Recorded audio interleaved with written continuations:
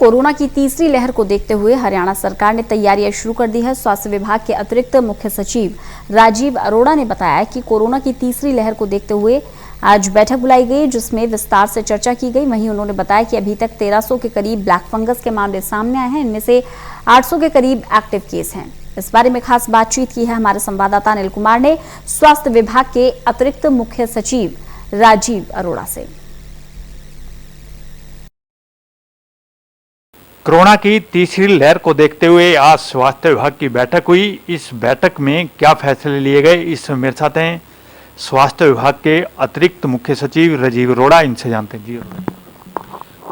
एक तो ये है कि जो थर्ड वेव की तैयारी के लिए एक हमने टास्क फोर्स बनाई है हरियाणा में, और आज उसी की बैठक हमने की हुई थी। और प्राइमरीली जो सारी डिस्कशंस हैं, जिसमें मेडिकल कॉलेजेस के भी लोग हैं, जिसमें आईएमए के भी लोग हैं, इंस्टीट्यूट ऑफ पेडियाट्रिक्स के भी लोग हैं, और प्राइवेट हॉस्पिटल्स के भी लोग हैं, उन सब के साथ जो इंटेंसिव डिस्कशन हुई, तो उसमें जो मेन बातें सामने आई वो यही है कि जो भी अब आगे हमारी थर्ड वेव जब आती है, तो उससे पहले जो हमारी तैयारी है वो खासकर पेडियाट्रिक एरियाज़ को लेकर किस प्रकार होनी चाहिए, उसके बारे में चर्चा हुई। और साथ ही साथ जो जनरल हमारा एक इंफ्रास्ट्रक्चर है सभी हॉस्पिटल्स में या मेडिकल कॉलेजेस में, उसकी क्या तैयारी होनी चाहिए, ऑक्सीजन रिलेटेड हमारी क्या तैयारी होनी चाहिए, और ट्रेनिंग से संबंधित हमारी क्या तैयारी होनी चाहिए कि किस प्रकार से हम जो कंसर्न्ड हमारे डॉक्टर्स हैं, पेडियाट्रिशियंस हैं, नर्सेज हैं, इनकी किस प्रकार से तैयारी करवा के रखें। और फिर जब हम पेडियाट्रिक इंफ्रास्ट्रक्चर को अपग्रेड करते हैं तो उसके लिए जो हमें तैयारी करनी चाहिए, उस सब चीज़ों के बारे में आज चर्चा हुई है। अरोड़ा साहब, आज की बैठक में आपने कुछ अधिकारियों को निर्देश भी दिए हैं कि क्या क्या आपने तैयारियां करनी है? देखिए, यही है सारा, हमने जो इनफैक्ट ट्रेनिंग प्रोटोकॉल्स तो सारे बना लिए हैं। हम पीजीआईएमएस रोहतक के साथ मिल के कल से ही हम अपनी जो है ट्रेनिंग मॉड्यूल्स जो हैं वो रोल आउट कर देंगे। साथ ही साथ जो थर्ड वेव के लिए जो हमारे होम आइसोलेशन के क्या प्रोटोकॉल होने चाहिए, और ख़ासकर अगर होम आइसोलेशन में कुछ बच्चों को रखा जाता है तो उनके लिए क्या प्रोटोकॉल्स होने चाहिए, वो भी हम अलग से अब ड्रॉ करेंगे। अगर होम आइसोलेशन के दौरान अगर किसी भी कोविड पॉजिटिव को किट दी जाती है, तो बच्चों से संबंधित जो किट है उसमें कौन सी मेडिसिन होनी चाहिए, उसकी हम तैयारी अलग से कर रहे हैं।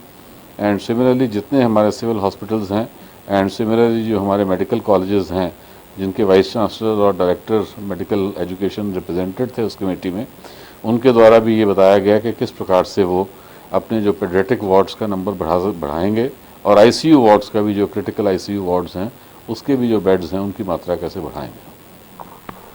अरोड़ा साहब, ब्लैक फंगस एक सरकार के लिए भी चिंता का विषय है और लोगों में भी भय है, तो इसके लिए सरकार क्या काम कर रही है, और जो दवा को लेकर भी सवाल उठ रहे हैं कि कमी है, तो वास्तविक स्थिति क्या है?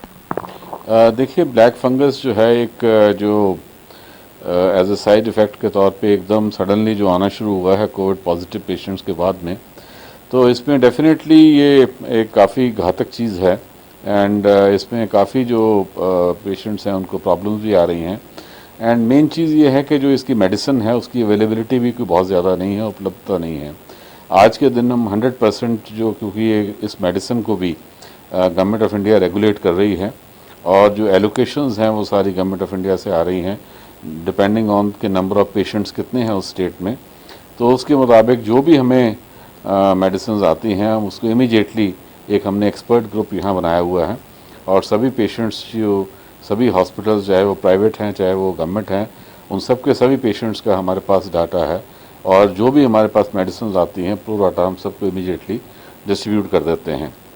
ये बात ठीक है कि इस टाइम पे जो अवेलेबिलिटी है, क्योंकि मोस्टली मेडिसिन इंपोर्ट होके आ रही हैं, और जो भी मेडिसिन हमें गवर्नमेंट ऑफ इंडिया से आती हैं हम इमीडिएटली उसको पिकअप करके लोगों में देते हैं, और कोशिश कर रहे हैं कि पिछले जैसे 3-4-5 दिनों में करीब 4,500 वायल्स जो हैं हमने डिस्ट्रीब्यूट की हैं, और आगे भी हम गवर्नमेंट ऑफ इंडिया के साथ निरंतर प्रयास कर रहे हैं कि जो वो मेडिसिन हैं उनकी अवेलेबिलिटी बढ़ाएं और उन मेडिसिन को हम लोगों में बांटें। अरोड़ा जी, इस समय ब्लैक फंगस के कितने मामले सामने आए? अभी तक जो टोटल हमारे पास हरियाणा में ब्लैक फंगस के हैं वो करीब 1300 के आसपास मामले हैं, लेकिन इस टाइम पे जो एक्टिव पेशेंट्स हैं करीब 850 के आसपास हैं जो एक्टिव पेशेंट्स हैं। और अब मैं ये भी कहूँगा कि जो कोविड है वो काफ़ी इसका स्तर जो है वो नीचे चला गया है, तो जो ब्लैक फंगस के मामले भी जो आज से करीब 15 दिन पहले जिस रफ्तार से नए नज़र आ रहे थे उस प्रकार से नज़र नहीं आ रहे हैं।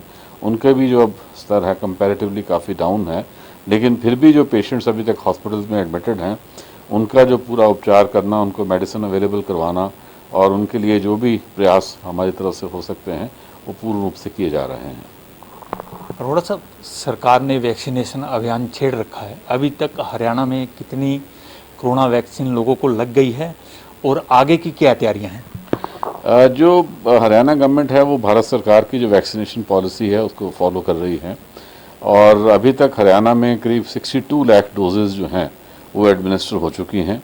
और अब जो भारत सरकार की नई पॉलिसी आई है कि जो 18 to 44, आप तो जानते हैं कि हमने तो स्टेट गवर्नमेंट के द्वारा 66 लाख डोजेज़ के लिए जो कोविशील्ड और कोवैक्सीन की डोजेज़ के लिए हमने ऑर्डर्स प्लेस किए थे, लेकिन अब नई पॉलिसी आने के बाद जो 18 से 44 की डोजेज़ हैं वो भी भारत सरकार के द्वारा फ्री उपलब्ध करवाई जाएंगी।